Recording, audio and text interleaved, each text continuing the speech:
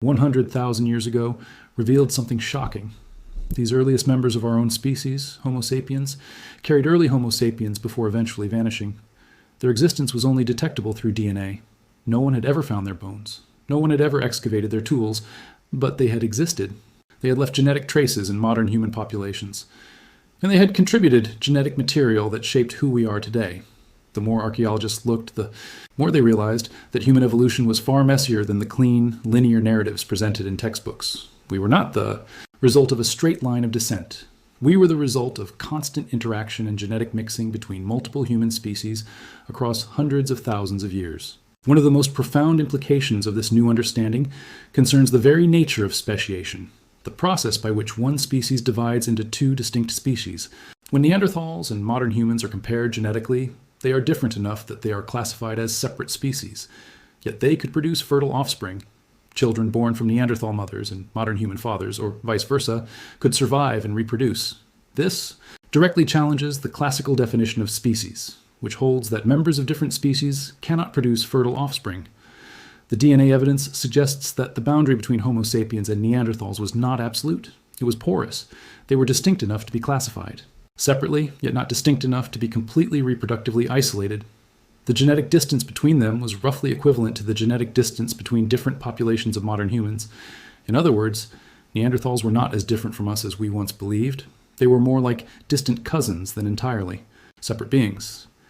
And if Neanderthals could interbreed with Homo sapiens, then the question becomes unavoidable. Were they truly a different species at all? Or were they simply a different population of humans who lived in a different part of the world and adapted to different environmental conditions? The Denisovans present an even more puzzling case. Almost nothing is known about them except for their DNA. No one knows what Denisovans looked like. No complete skeleton has ever been found. Archaeological sites attributed to Denisovans are vanishingly rare. Yet genetic analysis suggests they were distributed across an enormous territory, from Siberia to Southeast Asia to the Pacific Islands. It persisted for hundreds of thousands of years. They adapted to diverse environments. They encountered other human populations and interbred with them. In almost every meaningful way, they were as human as we are. They had language, probably. They had culture, almost certainly, given the archaeological record of other humans from that era. They had consciousness. They had hopes and fears and social structures. Yet we know them primarily as ghosts in our genome. Their physical presence in the archaeological record is barely detectable, but their genetic presence in modern human populations is unmistakable. The Denisovans have become a kind of paradox. They are simultaneously one of the most significant branches of human evolution and one of the most mysterious. The technology that revealed the Denisovans continues to uncover new surprises. Researchers have discovered that different modern human populations carry genetic sequences from multiple archaic populations. East Asians carry some Denisovan DNA, but also carry Neanderthal DNA. Europeans carry Neanderthal DNA, but little to no Denisovan DNA, unless it arrived through admixture with East Asian populations. Africans, particularly from sub-Saharan regions, appear to have less archaic DNA overall, though recent discoveries have suggested some African populations interbred with archaic hominins that have not yet been identified through fossil records. Each population tells a slightly different story. Each genome is a record of different encounters, different migrations, different moments of mixing between human species. Scientists are essentially reading the genetic history of human populations, like archaeologists reading layers of soil. Each layer represents a different episode in the vast drama of human prehistory. One of the most tantalizing discoveries emerged when researchers examined Neanderthal DNA even more closely. Within that DNA, they found evidence of yet another introgression event, evidence suggesting that Neanderthals themselves had interbred with another archaic human population, possibly as far back as 500,000 years ago. This ancient population has never been identified. There is no fossil record. There is no archaeological evidence. There is only the genetic ghost of this population lingering in the Neanderthal genome like a fossil frozen in amber. It raises the question, how many extinct human species have we failed to discover? How many branches of the human family tree are represented only by genetic fragments hidden in the genomes of living humans? Are there entire species of humans who lived, loved, raised children, and died without leaving a single bone or tool that archaeologists can find? Species whose only legacy is the genetic code embedded in the cells of their distant descendants? The implications become even more mind-bending when scientists began to ask a fundamental question. Who were the ancient populations that these more famous human species, like Neanderthals and Denisovans, interbred with? The DNA evidence showed interbreeding events, but in many cases, The other party in the interbreeding was completely unknown. These were phantom populations. Populations that had not yet been identified as distinct species or subspecies, but whose DNA had been preserved in the genomes of the populations that mated with them. Imagine a species that left such a faint archaeological record that we would never find fossil evidence of its existence. Imagine a population that was small, geographically isolated, occupying a marginal habitat. When climate changed or competitors arrived, they would vanish without a trace in the fossil record. But if before they vanished, they had contact with a larger, better documented species and interbred with them, their genetic signature would survive in that larger population indefinitely. These phantom lineages could persist in human genomes for hundreds of thousands of years, only becoming visible when scientists developed the technology to read the incredibly detailed story encoded in DNA, somewhere between 35,000 and 45,000 years ago. During this period of overlap, interbreeding occurred. In the regions where they coexisted, the frequency of interbreeding events was apparently low.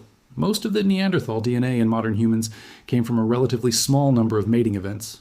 But that small amount of DNA had enormous consequences.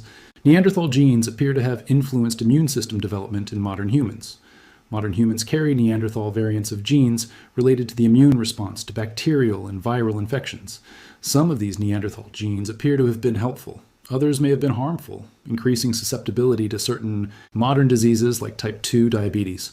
Over tens of thousands of years, natural selection operated on these archaic genes, increasing the frequency of some and decreasing the frequency of others. The Neanderthal genetic legacy in modern humans is not a static historical artifact. It is an active part of our evolutionary story, constantly being shaped by the pressures of survival and reproduction. The situation with Denisovans is even more complex. Denisovans interbred not only with modern humans, but possibly with Neanderthals as well. Evidence suggests that some Neanderthal populations carried Denisovan DNA.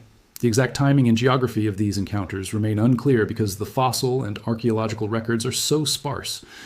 But the DNA tells a clear story. These populations mixed. They lived in the same regions at the same times. They encountered each other. They reproduced together. And their genetic legacy shaped the humans who came after them. For modern humans, the consequences of Denisovan interbreeding appear to have been particularly significant in Asia. Beyond the high-altitude adaptation genes found in Tibetans, scientists have discovered other Denisovan genetic variants that appear to influence metabolism, immune function, and even bone density. Populations with Denisovan ancestry show different susceptibilities to certain diseases. They show different responses to altitude. They show different rates of bone loss and aging. The genes they inherited from Denisovans tens of thousands of years ago continue to influence their biology today. What makes this discovery so revolutionary is not just that these ancient human species existed, scientists had already suspected that, but that they have left such a detailed genetic record. The human genome is a chronicle of human prehistory. Hidden in the 3 billion base pairs of DNA in every human cell is a record of encounters and migrations and population movements spanning hundreds of thousands of years.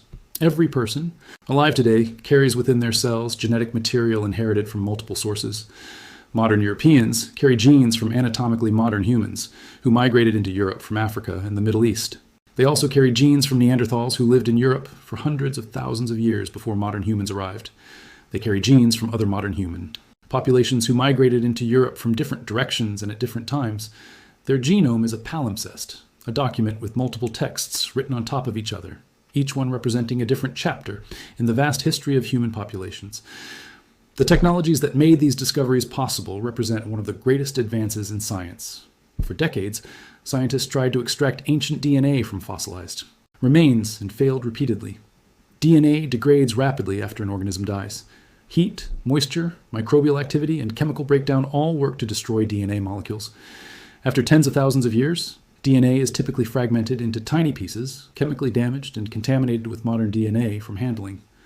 The chances of recovering intact, readable DNA from ancient bones seemed impossibly small, but Svante Pääbo and his colleagues developed techniques to work with these incredibly damaged, fragmented sequences.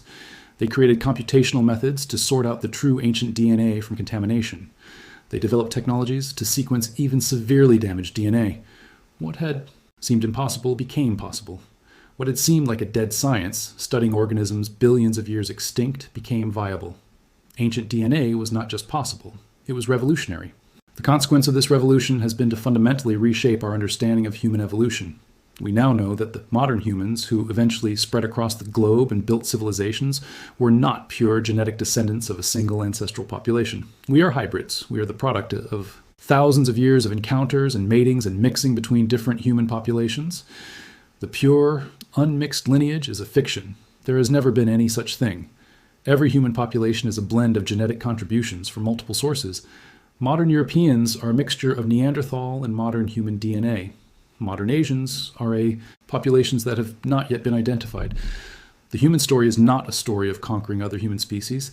It is a story of mixing with them, blending with them, incorporating their genes into our own. This has profound implications for concepts like race and human difference. The genetic evidence shows that all modern humans are recently admixed. The genetic differences, populations we've incorporated into our genome. In a very real sense, the archaic humans we've interbred with have never gone extinct.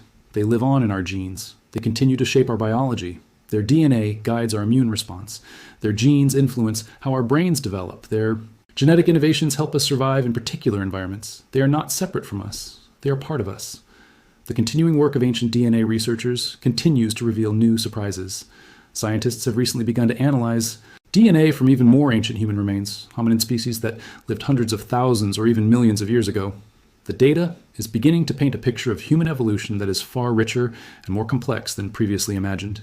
There were more species, there were more interactions, there were more interbred populations. The simple, when it comes to humans, looks less like a tree and more like a braided stream.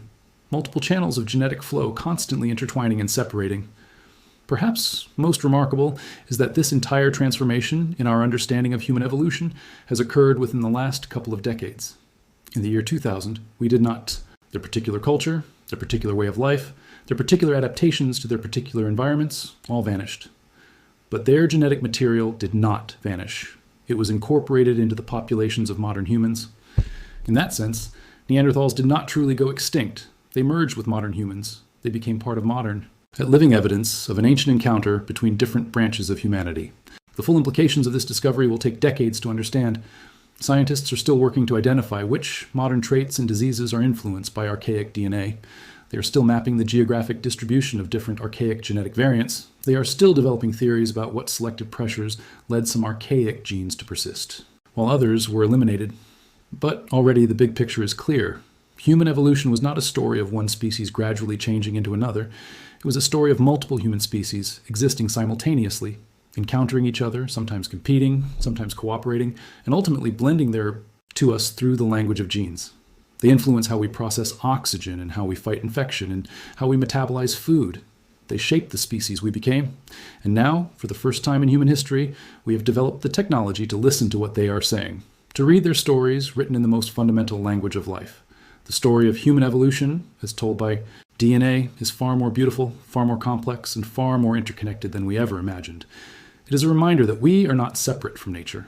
We are not separate from our past. We are woven together with other humans across vast stretches of time, their genes running through our bodies, their story becoming our story.